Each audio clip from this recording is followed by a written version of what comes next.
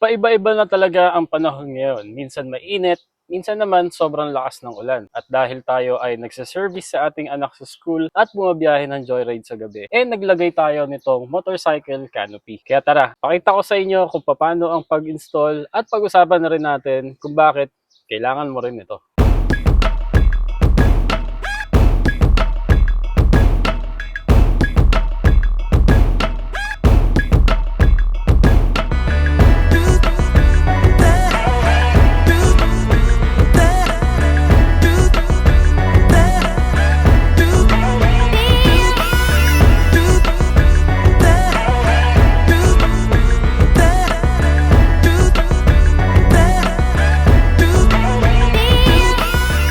So kapag umorder kayo ay ganito ang itsura ng kanyang packaging pagkatapos nyo siya matanggal sa bubble wrap. So tingnan natin kung ano yung nasa loob. Ito yung ating pinakabubong, pinaka-canopy. Tapos ito naman yung nilalagay sa likod na part. Ito naman yung ating windshield.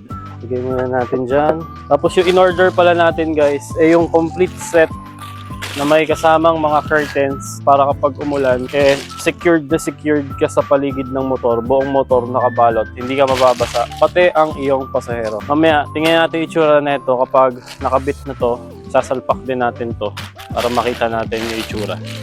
Meron pa palang isa, ito naman yung clear na plastic, yung nilalagay sa part na to, sa ilalim ng windshield, para makatulong din na hindi rin mabasa ang motor, hindi mabasa yung tuhod mo, ganun. Ito naman yung mga kasamang hardware, mga bracket, mga tornilyo. Ito 2 piraso to eh. So ito guys, yung mga kasamang hardware. Itong bracket na to, ito yung kinakabit sa ating kabitan ng side mirror. Dito, ayan. Ayan, nakaganyan siya. Tapos ito naman, kakabit dito. Tapos dyan papasok yung pinaka-stem ng windshield. Ito naman, ito yung gumagalaw na part dito. Para kahit magliko tayo ng manibela, okay lang. Tapos ito guys, check nyo to. Unang kita ko pa lang, alam ko na kagad kung ano siya. Ito ay multi-tool. So ito ay pamihit ng mga nut na may iba-ibang sizes. Sensya na kayo kung madumi ang kuko ko. Nagkalkal kasi ako ng motor kanina. Pamihit yan. So meron siya iba-ibang size. Ang galing eh, simple lang, pero malaking pakinabang din, lalo kapag kulang ka sa tools. Tapos, dito naman yung ating mga nuts and bolts. So, meron tayong adapter ng side mirror. Meron tayong screw na coarse thread. Meron din naman 2 piraso na bolt and nut na, 5mm, fine thread siya. Tapos, yung mga nut na parang 17 to. So, una natin gagawin, kalasin lang natin yung screw ng ating side mirror para maikabit itong bracket. Manipis lang naman yung bracket, kaya hindi niya naman siguro kakailanganin magpalit ng mahabang bolt ng side mirror. Konti lang naman yung madadagdag. Sa case natin, meron tayong Motowolf cellphone holder na V1. Medyo makapal-kapal siya, pero abot pa rin naman. One down, kabilang side naman. So ito reverse thread. Yung pahigpit niya dapat paluwag. Ayan, so ganyan itsura niya guys. Tapos, itong dalawa na to, ang ano natin dyan. Kasi dyan papasok yung windshield, dyan ikakabit. Yan. Ganyan magiging mount niya. I-adjust na lang natin mamaya. So yung fine thread na bolt and nut, dito pala siya.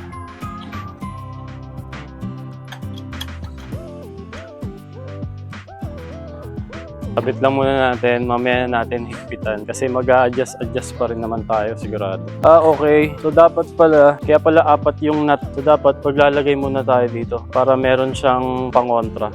Tapos siguro mas maganda sagad natin kasi para hindi siya magiging maalog. Kasi feeling ko kapag hindi natin sinagad, magiging maalog siya.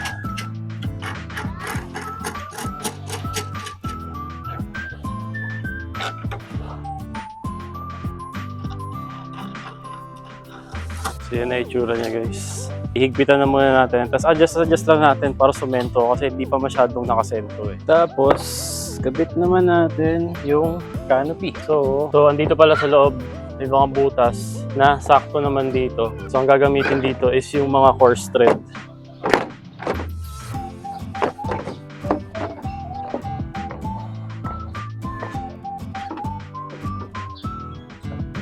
Actually, pwede nyo rin naman gawin na ikabit nyo na kagad yung bubong bago nyo pa ikabit yung buong windshield dito kung mas madali yung ganun. Hindi na kasi tayo tumingin sa manual kasi puro intake.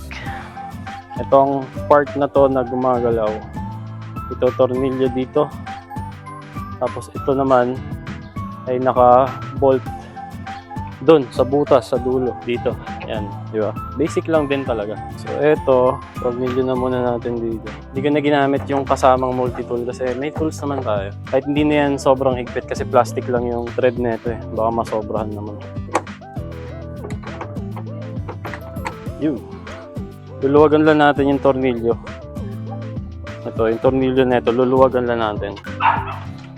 Para maipasok itong pinaka-stem sa loob. Kaya umiikot-ikot siya kasi 'di ba, nakakabit yung windshield sa manibela.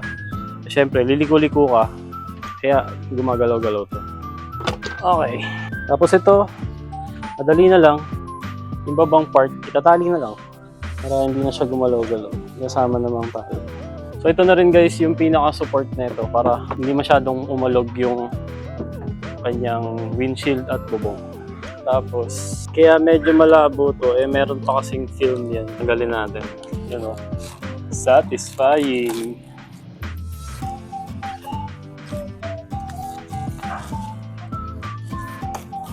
Tapos, pati yung sa loob.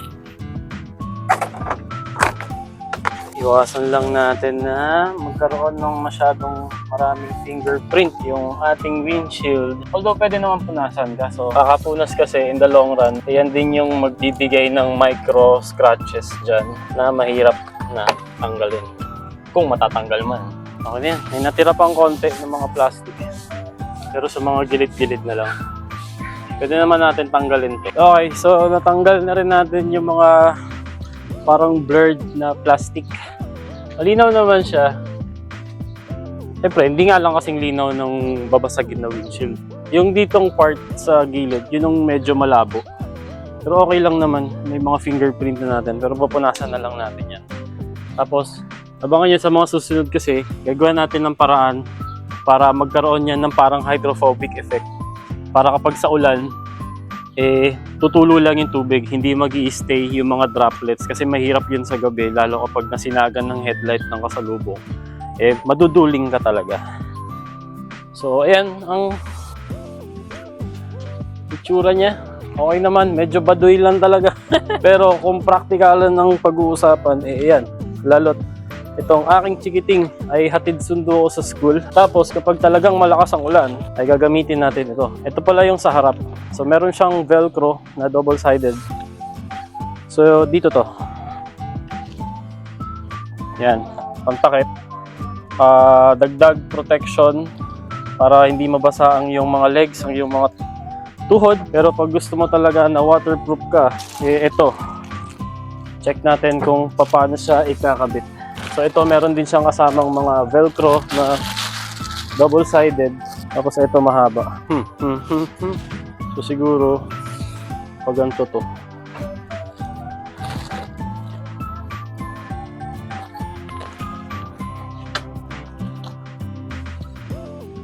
So, yung kanyang mga tolda, merong zipper. So ngayon naman guys, kakabit na natin yung mga kasamang velcro tape para ma-check natin kung paano yung forma pag sobrang malakas talaga yung ulan, tapos kailangan pa rin natin bumiyahe, ganun. So in fairness yung velcro niya, ang ganda ng dikit, talagang madikit siya. I mean yung double-sided, yung tape niya sa likod. So dito natin nilalagay yung velcro sa edges ng windshield at ng canopy. Kasi grabe na rin talaga yung ulan ngayon. Minsan mainit, tapos biglang uulan. Syempre, minsan no choice tayo. At kailangan pa rin bumiyahe kahit bumabagyo. Kaya tayo nagpuputol guys. Kasi yung mga curve, yung mga paliko, yung mga part kasi na hindi straight, kaya pinuputol-putol natin. So malamang yan. Sa ating lona, may mga part din na puputol tayo, magugupit. Mahaba naman yung velcro guys nakasama. Feeling ko hindi naman kayo mabibitin, no? Ang haba pa Tsaka guys, ito yung dami kasing seller na ito sa Shopee, pero ito yung pinakamura. Although white talaga dapat sana ordering ko. Actually white pala in order ko. Kaso nag-chat yung seller, walang stock. Black lang daw available. Matatagalan pa 30 days bago magkaroon ng white. Yun.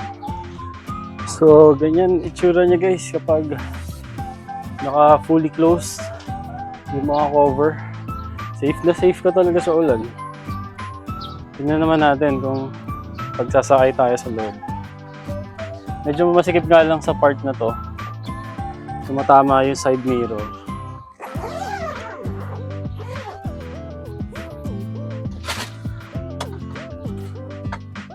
Tingnan natin pag nakasara.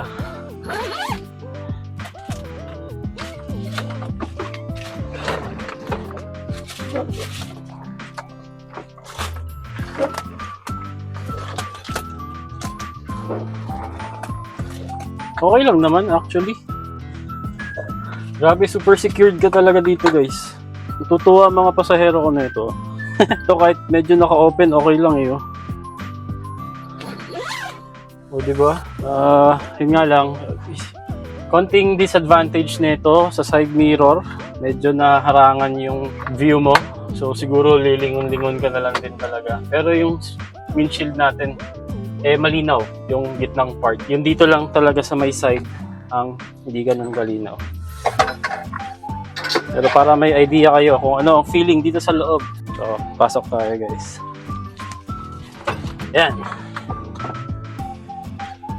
Sara natin.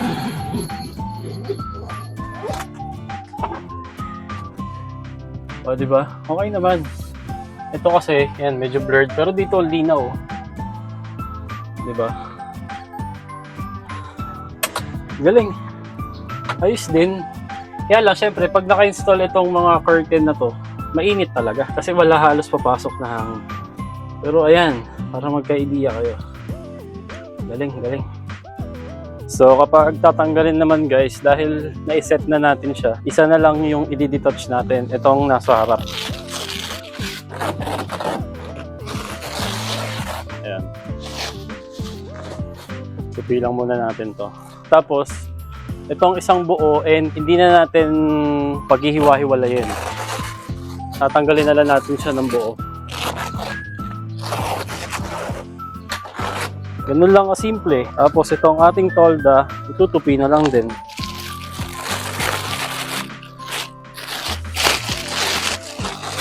Tapos, ilalagay na lang natin sa ating top box para anytime na umulan ng malakas at kailanganin natin, ididikit na lang natin sa mga velcro at tayo ay halos 100% waterproof na habang nagmumotor.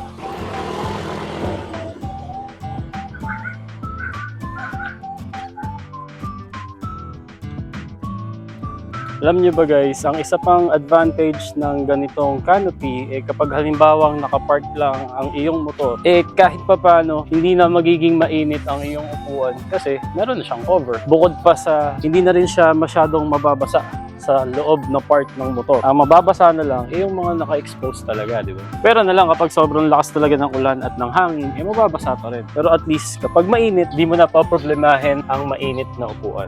Actually, parang sa una lang naman siya baduy tingnan. Pero habang tumatagal, okay na rin naman.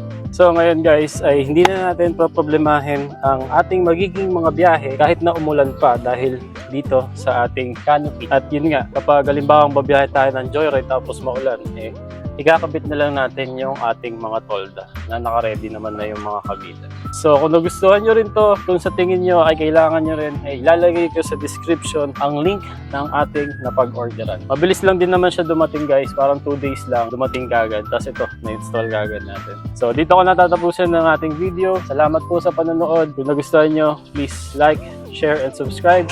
At see you sa next content. Ride safe, drive safe. Peace.